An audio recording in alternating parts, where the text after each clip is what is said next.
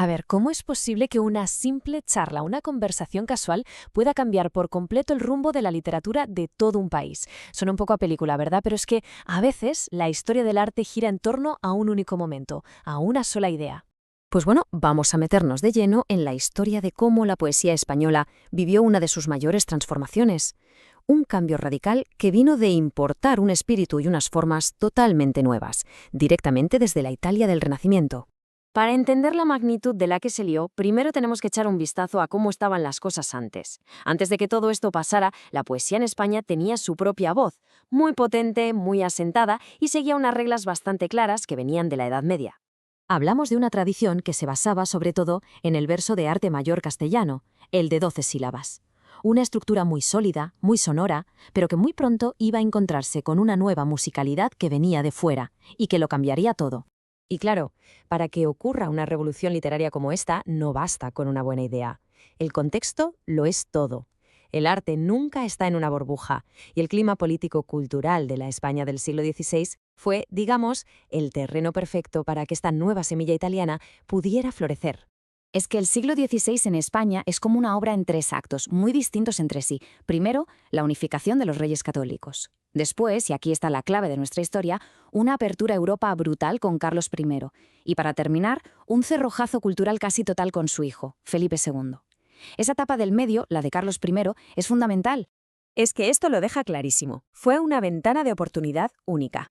Con Carlos I, que tenía una mentalidad totalmente europea, las ideas humanistas y renacentistas entraron a raudales. Fue una época de una riqueza cultural increíble. Pero luego llegó su sucesor, Felipe II. Y fue todo lo contrario. Cerró las fronteras a cualquier cosa que oliera a extranjero. Sin ese periodo de apertura de Carlos I, la revolución poética probablemente nunca habría sucedido. Y es justo ahí, en mitad de ese momento de ebullición y apertura cultural, cuando ocurre el momento clave. Y no fue un decreto del rey ni un tratado sesudo, fue algo tan simple como una conversación. Hay que imaginarse la escena porque es de película. Estamos en Granada en 1526. El embajador de Venecia, Andrea Navagiero, un hombre cultísimo, está de charla con el poeta barcelonés Juan Boscán y en mitad de la conversación le suelta un desafío.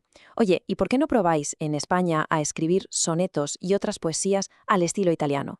Esa pregunta fue la mecha que lo incendió todo. Boscan, pues, recogió el guante, aceptó el reto. Y al hacerlo, sin saberlo, abrió la puerta a un universo de posibilidades expresivas que nadie había explorado. Es como si un músico, que toda su vida solo ha tocado la flauta, de repente le dieran una orquesta sinfónica entera para él solo. El cambio fundamental, la base de todo, fue adoptar el verso endecasílabo. ¿Y por qué tanto lío por una sílaba menos? Bueno, pues porque lo cambiaba absolutamente todo. El verso castellano de 12 sílabas era más rígido, con una pausa muy marcada en medio, que le daba un ritmo casi de marcha. El endecasílabo italiano, en cambio, era flexible. Podías mover los acentos, crear una melodía mucho más suave, más elegante, más parecida a la voz humana. Fue un salto de la rigidez a la gracia. Y se convirtió en el nuevo estándar. Y claro, con el endecasílabo como motor, llegaron un montón de carrocerías nuevas, el soneto con su estructura perfecta para desarrollar una idea, la lira, que es pura musicalidad, la octava real, ideal para contar grandes historias. Cada forma era un molde nuevo para expresar sentimientos nuevos. Pero ojo, que no solo cambió la música, también cambió la letra. La temática se renovó por completo. Aparece una nueva forma de entender el amor neoplatónico, donde la amada es un ser casi divino que nos acerca a la perfección. La naturaleza también cambia. Ya no es un simple decorado, sino un paisaje idealizado, un locus amoenos, un lugar perfecto que refleja el estado de ánimo del poeta. Y se recuperan los mitos clásicos, no como un adorno, sino como una forma de hablar de las pasiones humanas de manera universal. A ver, Juan Boscán fue el pionero, el valiente que se atrevió a traer todo esto. Pero fue su mejor amigo, Garcilaso de la Vega, quien lo llevó a la perfección. Si Boscán fue el que abrió un pequeño sendero en la montaña, Garcilaso fue el que construyó una autopista por la que iba a circular toda la poesía española posterior. Garcilaso de la Vega. El nombre ya impone, ¿eh? Soldado y poeta. Hombre de acción y de pensamiento. El ideal perfecto del Renacimiento. Él fue quien cogió todas estas herramientas italianas y no solo es que las dominara, es que consiguió que sonaran 100% españolas. Las hizo suyas con una naturalidad y una elegancia que nadie ha superado. Lo fascinante es cómo lo hizo. Primero, le metió a la poesía una sinceridad, una intimidad que no se había visto antes. Hacía que el paisaje fuera un espejo de sus sentimientos. Usaba los mitos no para fardar de culto, sino para hablar de su propio dolor, de su propio amor, dándole una dimensión universal. Y por encima de todo, creó un lenguaje poético que era la armonía perfecta, equilibrado, elegante y natural. Y el impacto de Garcilaso fue inmediato y fue para siempre. No fue una moda de unos años, fue un cambio de paradigma total. Marcó el camino para los siguientes 2 siglos de literatura en español.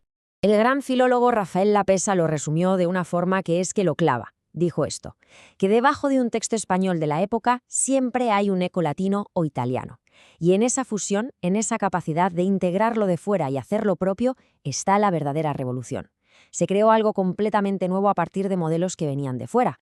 Es que ese camino que abrieron Boscán y, sobre todo, Garcilaso, se convirtió en la vía principal por la que iban a caminar todos los gigantes del siglo de oro. Nombres como Fray Luis de León, San Juan de la Cruz, Lope de Vega, Quevedo, Góngora, todos, de una forma u otra, son herederos de esta revolución. Y al final, toda esta historia nos deja pensando en algo muy potente. Nos demuestra que los grandes avances creativos, las verdaderas revoluciones, casi nunca surgen de encerrarse en uno mismo, sino de tener la valentía de mirar hacia afuera, de dialogar con otras culturas, de absorber, de mezclar y de reinventar para crear algo totalmente nuevo y extraordinario.